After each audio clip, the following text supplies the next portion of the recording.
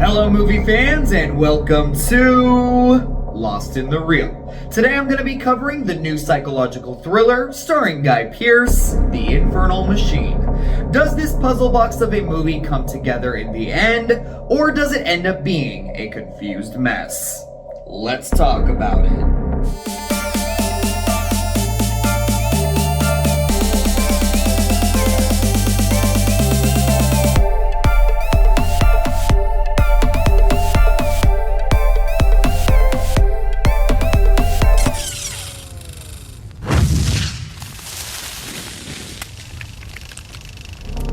The Infernal Machine is written and directed by Andrew Hunt. It stars Guy Pearce, Alice Eve, Alex Pettyfer, and Jeremy Davies.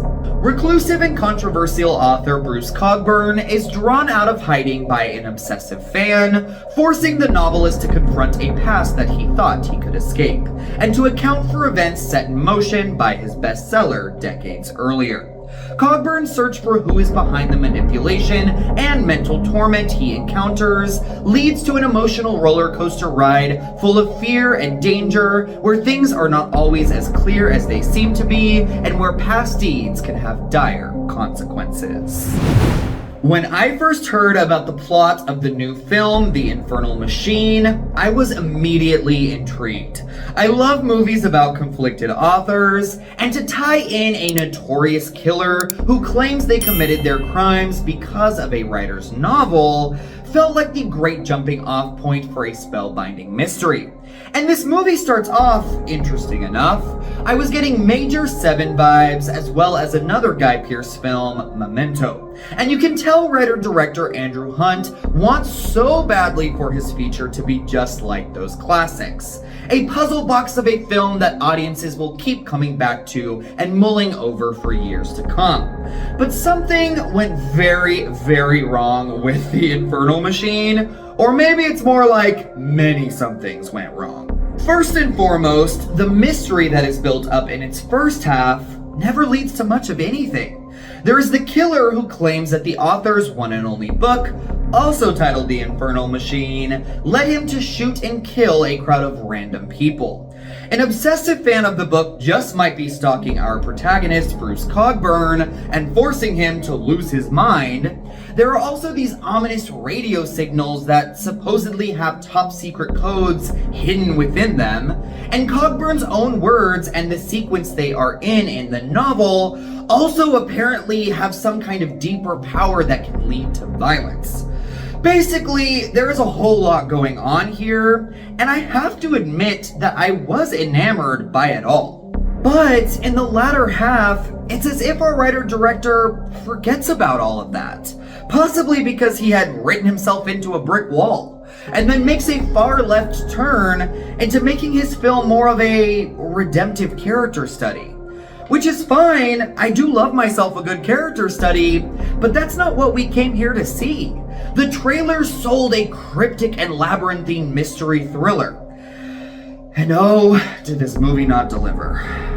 I wouldn't be so frustrated by the lack of answers to all of the questions that are raised if this movie was at all entertaining. There are many films that I have been confused by in the past on a first viewing. Donnie Darko comes to mind, that I felt an urge to come back to because they were also compelling. The Infernal Machine only started out in a good place because I was eager to unlock its secrets. But now that I know where it ended up going and how tedious it was to get there, no ending explain video or in-depth analysis will make me want to revisit The Infernal Machine. And this poor cast seems so lost in all of the rigmarole. The ever-talented Guy Pearce, who has sadly been doing a lot of mediocre VOD films as of late, nails the look of a recluse, but is relegated to mumbling to himself and falling over drunk for most of the movie.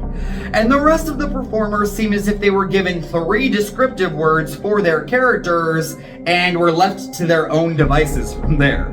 One thing is for sure though, the over and or underacting on display in The Infernal Machine is pretty appalling.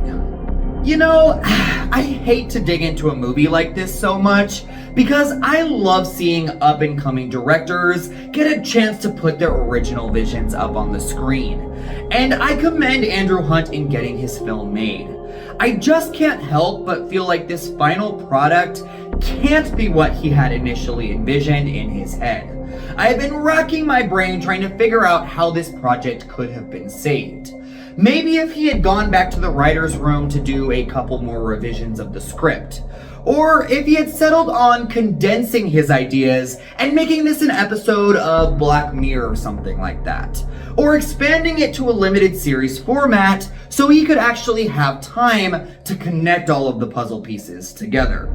These solutions are futile though because we have to settle with what we got. And this version of the Infernal Machine is more like the Infuriating Machine. So I will be giving the Infernal Machine 1.5 anthills out of 5. Andrew Hunt's film thinks it is far more intelligent and entertaining than it actually is. This is a silly and monotonous movie that leaves its mysteries hanging and its actors out to dry. The Infernal Machine is the definition of squandered potential.